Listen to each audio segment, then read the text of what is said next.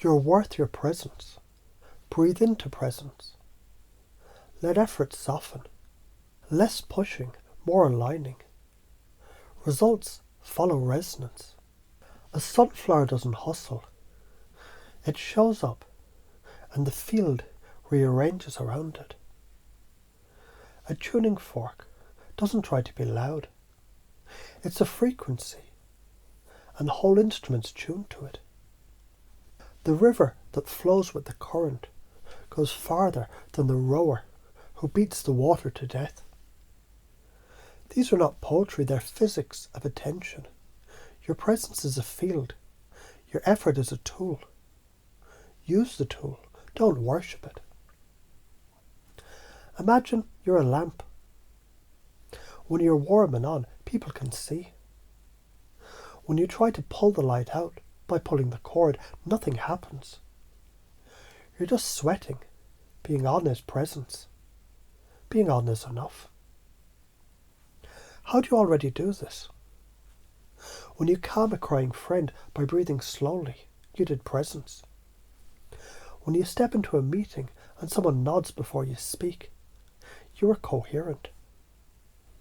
When a child stops when you look at them with calm attention, that's your field shifting theirs. You already have the muscle. You used it in small ways. We're going to grow that muscle into an operating system. Want to be a person who's magnetic? Model them. Pick a person, real or fictional, who shifts rooms. Observe posture, breathing, eye contact, vocal pace, words they use, gestures. Map the submodalities. Are their visuals bright or soft? Is their voice crisp or warm? Recreate in small parts. Copy the breathing for 30 seconds. Copy the micro-silence. Copy the posture. Calibrate. Notice others' micro-changes, their inhales, their smiles, their uncrossed arms. That's your feedback. Don't fake empathy. Match physiology first. Then the rest flows. That's ethical pacing. Here's some reframes. Effort is one route. Presence is the highway. Which do you want to take? Instead of, I have to grind, say, I have to align. Worth means field impact, not sweat hours. I earned this by being steady, not by burning out. What's the higher purpose of your doing? It's your presence. When stuck in busy work, ask, what outcome matters most? Remember the boss who barely did anything but got results. That's presence.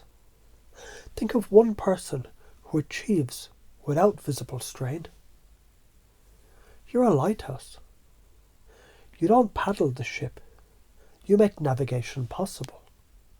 When the brain is gently confused, it stops running old scripts and it becomes open to new ones. Erickson used short paradoxes and odd metaphors to slip in suggestion. Sometimes the river swims, sometimes the fisherman flows. And in the moment where both lean back, the boat arrives. Notice how odd that sounds. Notice how your body pauses. In that pause, your nervous system, it can choose a new story. Presence. That gentle odd sentence interrupts the autopilot and places a subtle suggestion right after. Pattern interrupts. Laugh for no reason for 2 seconds. Weird breaks patterns. Clap softly once and say, reset, then anchor breath. Stop speaking mid-sentence, breathe, then continue. People lean in. Science says, mirror neurons. Others' brains copy your state. Calm begets calm. Vagal tone, heart rate variability. Slow exhale increases parasympathetic tone. You become safer to be around. Cortisol versus DHEA and dopamine. Chronic grind is cortisol. Coherent alignment triggers better attentional systems and creative dopamine bursts. Flow states. Fewer frantic actions, more quality output. Efficiency skyrockets. These aren't woo. They're neurobiology. Presence changes neurochemistry in you and others. So why are people afraid? Fear of judgment. If I stop trying, others will think I'm lazy. The result? Overcompensation. Identity tied to hustle. I'm a worker bee. Result, losing identity feels like death. Scarcity conditioning. Growth taught by scarcity. The belief, I must earn every scrap. Past reinforcement. Praise for effort, not for presence. Healing. Re-anchor identity to impact, not action. The top patterns and the interruption strategies. Perfectionism. Interrupt. Set micro deadlines. Celebrate 60% completion. People pleasing. The interrupt. Rehearse no thank you in a mirror with a calm voice. Over responsibility. Interrupt. Create one delegible task, then delegate. Chronic overwork. Interrupt. 90 seconds breath break every 90 minutes. Rumination. Interrupt. A pattern interrupt, a laugh, a clap. Re-anchor to breath. These stops, they're small, but they're biologically potent. Every time I breathe, my field steadies. Every time I slow my voice and soften my jaw, people listen. I'm not measured by my sweat. I'm measured by the space I open. Results come when my attention is coherent.